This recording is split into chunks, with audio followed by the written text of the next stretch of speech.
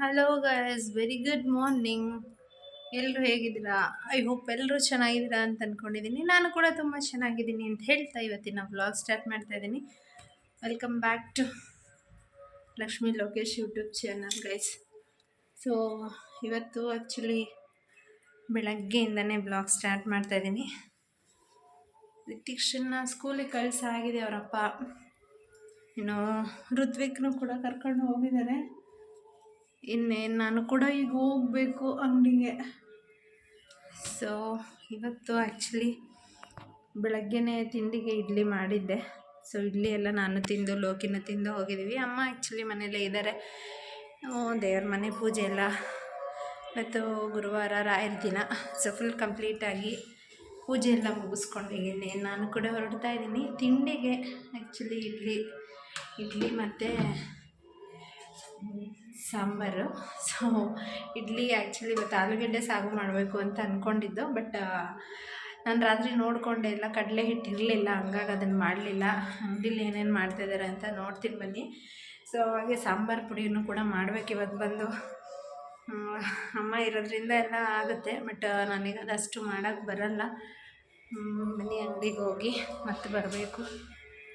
ಮನೇಲಿ ಅಮ್ಮ ಇರೋದ್ರಿಂದ ಆ್ಯಕ್ಚುಲಿ ನನಗೆ ಒಂದು ಸ್ವಲ್ಪ ವರ್ಕ್ ಕಡಿಮೆ ಆಗುತ್ತೆ ಅಂತ ಅನಿಸುತ್ತೆ. ನೆನ್ನೆ ಅಂಗಡಿಗೆ ಹೋಗಿ ಆ್ಯಕ್ಚುಲಿ ಮನೆಗೆ ಸಾಂಬಾರು ಪುಡಿ ಮಾಡೋದೆಲ್ಲ ಇರಲಿಲ್ಲ. ಎಲ್ಲ ರೇಷನ್ನು ಮತ್ತು ಸಾಂಬಾರು ಪುಡಿ ಏನೇನು ಬೇಕೋ ಧನಿಯಾ ಪುಡಿ ಮಾಡೋದಕ್ಕೆ ಎಲ್ಲ ತೊಗೊಂಡು ಬಂದಿದ್ದೀನಿ.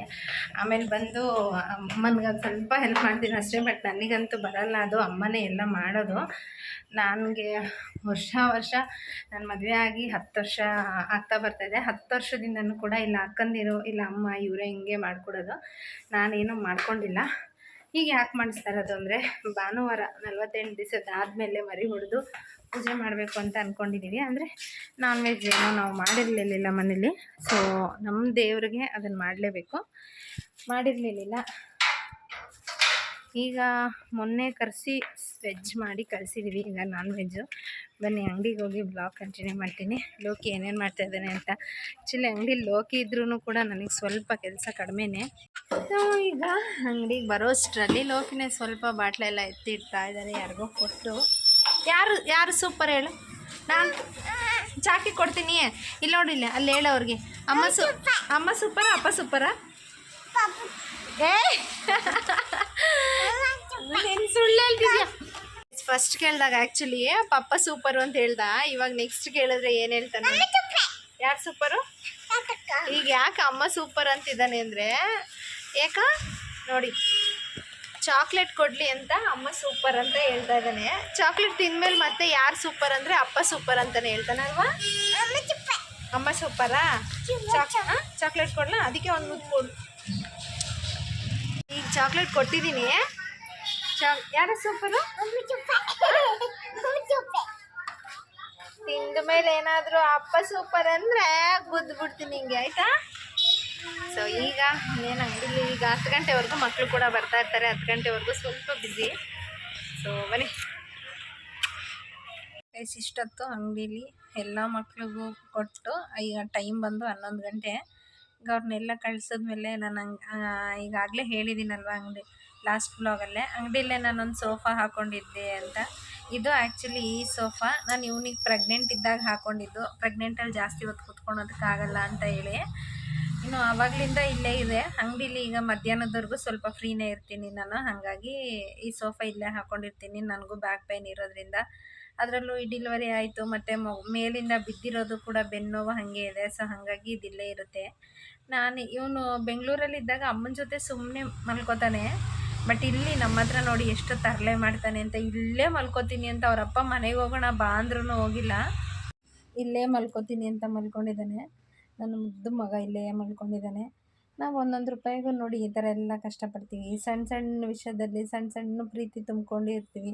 ಈಗ ಮನೆಗೆ ಹೋಗಬೇಕು ಅಂತ ಅಂದ್ಕೊಂಡೆ. ಅಮ್ಮ ಒಬ್ಬರೇ ಖಾರದ ಪುಡಿ ಮಾಡ್ತಾಯಿದ್ದಾರೆ ಆ್ಯಕ್ಚುಲಿ ಅಲ್ಲಿ.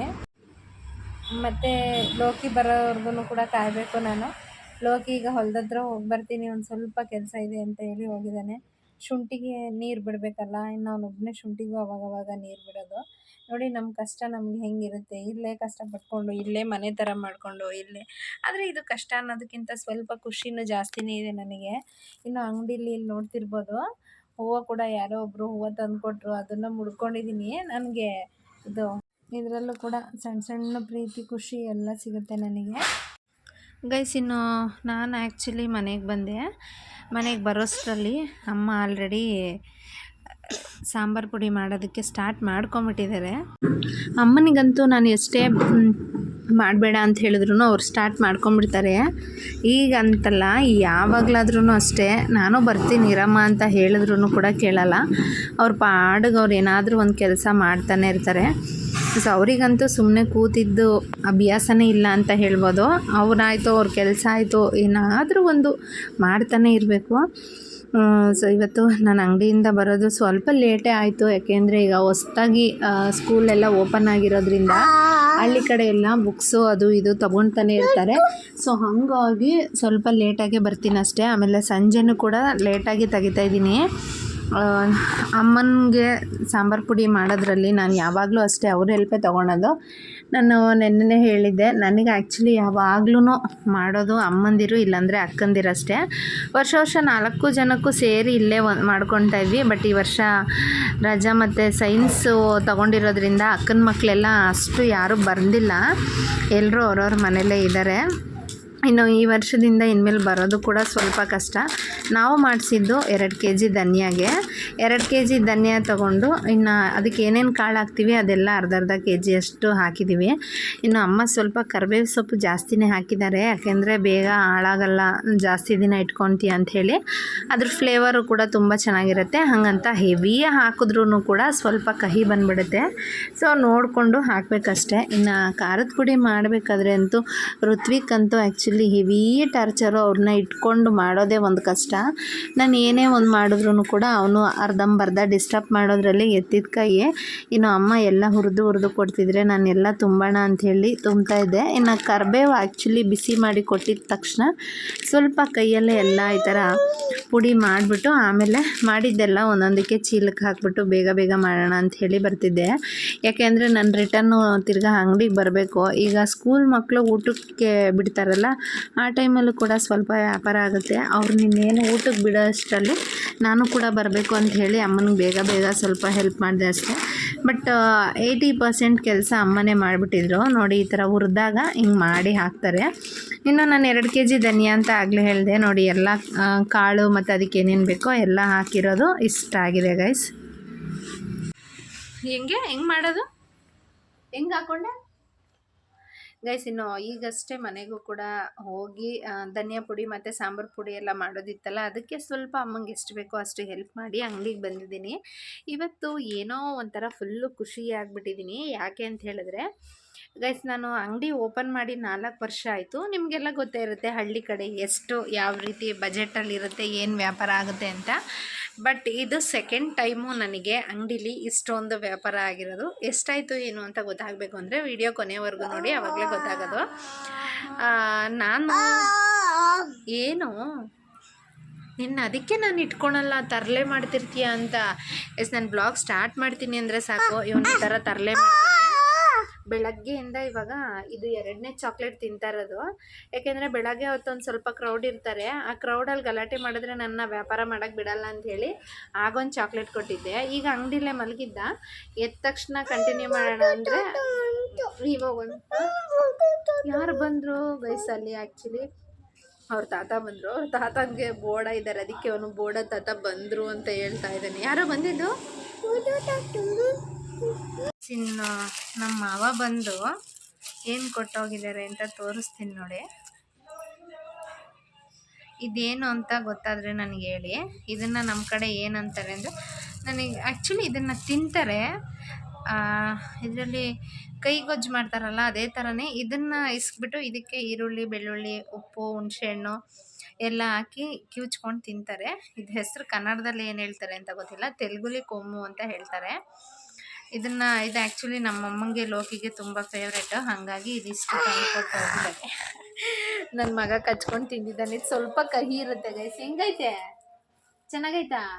ಹಾಂ, ತಿನ್ನು ಕಹಿ ಇರುತ್ತಲ್ಲ. ಇದು ಆ್ಯಕ್ಚುಲಿ ಈ ಹಾಗಲಕಾಯಿ ಥರ ಇರುತ್ತೆ, ಬಟ್ ಅದನ್ನು ಗೊಜ್ಜು ಥರ ಮಾಡ್ಕೊಂಡು ತಿಂದರೆ ಚೆನ್ನಾಗಿರುತ್ತೆ. ಇನ್ನು ನಾನು ಆಗಲೇ ಹೇಳ್ದಂಗೆ ಅಂಗಡೀಲಿ ನಿನ್ನೆ ನನಗೆ ಎಷ್ಟು ವ್ಯಾಪಾರ ಆಗಿದೆ ಅಂತ ಹೇಳಿದ್ರೆ, ಲೈಫಲ್ಲಿ ಇದು ಅಂದರೆ ಈ 4 ವರ್ಷದಲ್ಲಿ ನನಗಿದು 2ನೇ ಸಲ ಗೈಸ್ ಹಂಗಾಗಿರೋದು. 2ನೇ ಸತಿ ಅಷ್ಟು ವ್ಯಾಪಾರ ಆಗಿರೋದು. ಎಷ್ಟು ಅಂತ ಇನ್ನು ಜಾಸ್ತಿ ಕಾಯ್ಸಕ್ಕೆ ಹೋಗಲ್ಲ. ಏನಪ್ಪ ನೀರಾ? ಹಾಂ ತಡಿ ಗೈಸ್, 10,000 ರೂಪಾಯಿ ಆಗಿದೆ. ಇದು ನನಗೆ 4 ವರ್ಷದಲ್ಲಿ 2 ಸಲ ಆಗಿರೋದು. ಇನ್ನು ಯೂಶ್ವಲಿ ಬೇರೆ ದಿವಸ ಎಲ್ಲ ಕಡಿಮೆನೇ ಆಗೋದು.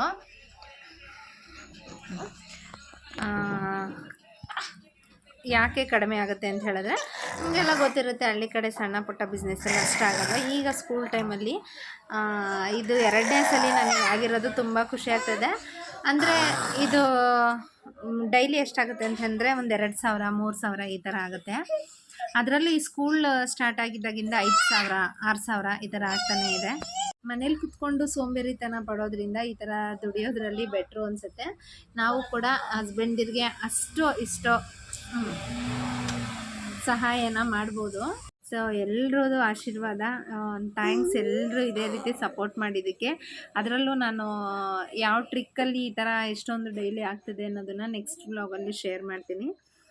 ನಿಮಗೂ ಕೂಡ ಅಂಗಡಿ ಇಟ್ಟಿರೋರಿಗೆ ಸ್ವಲ್ಪ ಯೂಸ್ ಆಗ್ಬೋದು, ಅದಕ್ಕೆ ಶೇರ್ ಮಾಡ್ತೀನಿ ನಿಮಗೂ ಅಂತ ಹೇಳ್ತಾ ಇವತ್ತಿನ ವ್ಲಾಗ್ ಆ್ಯಕ್ಚುಲಿ ಇಲ್ಲಿಗೆ ಮುಗಿಸ್ತಾ ಇದ್ದೀನಿ ಗೈಸ್. So thank you. ಇದೇ ರೀತಿ ಎಲ್ಲರೂ ಸಪೋರ್ಟ್ ಮಾಡ್ತಾಯಿರಿ. ನಾನು ಅಂಗಡೀಲಿ ಬಂದು ತೊಗೊಂಡೋಗಿರೋ ಪ್ರತಿಯೊಬ್ಬರಿಗೂ ಕೂಡ ಥ್ಯಾಂಕ್ಸ್ ಹೇಳ್ತಾ ಇವತ್ತಿನ ವ್ಲಾಗ್ ಇಲ್ಲಿಗೆ ಮುಗಿಸ್ತಾ ಇದ್ದೀನಿ. ವಿಡಿಯೋ ಇಷ್ಟ ಆಗಿದ್ರೆ ಲೈಕ್ ಮಾಡಿ, ಶೇರ್ ಮಾಡಿ. ಹಾಗೆ ಇನ್ನೂ ಯಾರ್ಯಾರು ನನ್ನ ಚಾನಲ್ನ ಸಬ್ಸ್ಕ್ರೈಬ್ ಮಾಡಿಲ್ಲ ಸಬ್ಸ್ಕ್ರೈಬ್ ಮಾಡಿ. ಏನು ಹಿಂಗೆ ಓಕೆ ಓಕೆ ಬಾಯ್ ಬಾಯ್. ಏನು ಬಾಯ್.